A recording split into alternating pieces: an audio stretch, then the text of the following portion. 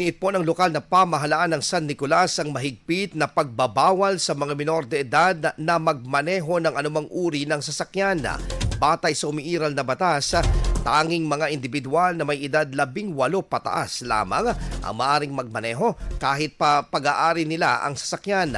Layon ng panuntunan ito na mapanatili ang kaligtasan sa kalsada at maiwasan ang mga aksidenteng posibleng kinasasangkutan ng mga kabataan.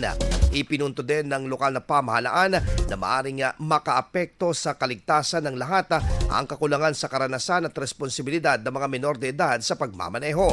Sino mang mauhuling lalabag ay papatawan ng karampatang multa at parusa at sasailalim din sa investigasyon ang kanilang mga magulang o tagapag-alaga.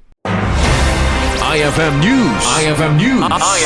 IFM News.